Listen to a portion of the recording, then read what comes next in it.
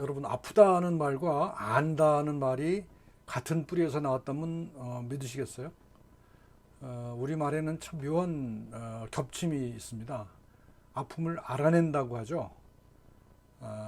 그런데 그 소리가 뜻을 안다, 뜻을 알아낸다는 말과 거의 똑같습니다.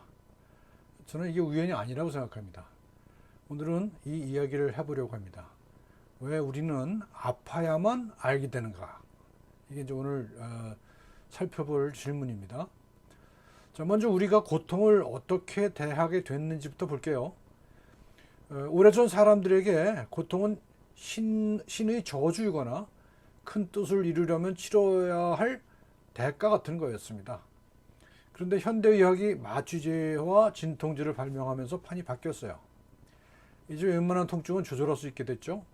그러자 고통은 아무 의무도 없는 그냥 없애버려야 할 불쾌한 느낌이 돼버립니다.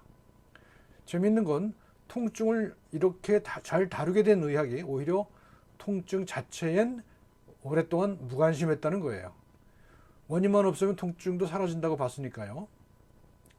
그래서 통증을 맞는 분야가 오랫동안 마취, 그러니까 의식을 잠깐 꺼버리는 일이었습니다. 도려낼 수 없는 살아있는 통증에 의학이 눈을 돌리게 된 건 20세기 말에 와서예요. 그때서야 통증의학과가 생깁니다. 그런데 고통이 정말 그냥 없애버리면 그만인 걸까요? 지난 세기에 나온 책들 제목만 쭉 훑어봐도 사람들이 통증을 얼마나 다르게 봤는지 보입니다. 어떤 책은 통증을 도려내야 할 병소로, 또 어떤 책은 정복해야 할 대상으로, 또 어떤 책은 풀어야 할 수수께끼로 봅니다. 하지만 맞서 싸워야 할 도전으로, 심지어 온갖 가치와 의미가 담긴 하나의 문화로 보는 시선도 있어요. 그러니까 우리가 살아내야 하는 고통은 한 가지 뜻으로 못 바꿀 수 없는 살아있는 경험입니다.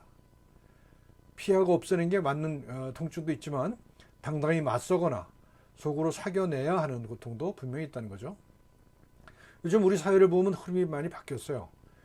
예전에 웰빙이 먹는 것, 운동하는 것처럼 몸에 초점을 뒀다면 요즘 유행하는 힐링은 마음의 고통, 사회적인 고통을 다룹니다. 아프니까 청춘이다 같은 책이 100만 부 넘게 팔리고 유명한 분들이 멘토라는 이름으로 젊은 이를 위로하고 있기도 하죠. 다 죽었다던 인문학까지 다시 뜨면서 저 같은 얼치기 인문학자한테도 강연 요청이 들어옵니다. 그런데요, 저는 여기서 좀 이상한 느낌을 받았어요. 위로해 준다는 힐링이 어느새 너는 왜 아직도 치유되지 못했느냐 하는 새로운 강박처럼 돼가고 있는 것 아닌가 하고요. 그럼 진짜 치유는 뭘까요? 저는 이렇게 봅니다. 고통은 나 혼자만의 문제도 아니고 바깥에서 일방적으로 날아오는 것도 아닙니다. 고통은 나와 나를 둘러싼 조건 사이에서 생겨나요. 몸일 수도 있고 사회 구조일 수도 있죠.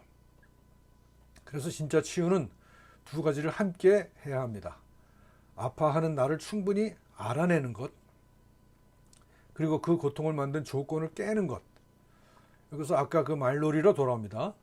이송복 시인이 이랬어요. 극복할 수 없는 아픔에 대한 위안은 그래도 우리가 그 아픔을 알아낼 수 있다는 믿음에 있다고. 저는 이 앓다와 알다가 둘 다 알, 그러니까 새 생명이 자라는 그 알에서 왔다고 생각합니다. 어머니가 알을 품어 생명을 기르고 그 안에서 삶을 알아낸 새 생명은 마침내 껍질을 깨고 완전히 새로운 세상으로 나옵니다. 앓고 알고 깨고, 이 세 마디가 사실은 한 이야기였던 거예요. 아픔을 끝까지 알아낸 사람만이 그 뜻을 알게 되고 낡은 껍질을 깨고 나올 수 있다는 것. 삶의 고통은 누구도 대신 알아줄 수 없습니다.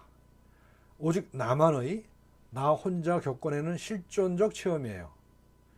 그런데 바로 그렇기 때문에 이 고통을 충분히 알아냈을 때 신기한 일이 벌어집니다. 낡은 삶의 껍질을 깨지고 새로운 삶의 길이 열려요. 그리고 그렇게 한번 자기 아픔을 깊이 알아낸 사람은 이제 다른 사람의 아픔까지 넓게 이해하게 됩니다. 내 고통이 나를 가두는 게 아니라 남에게로 이어지는 다리가 되는 거죠.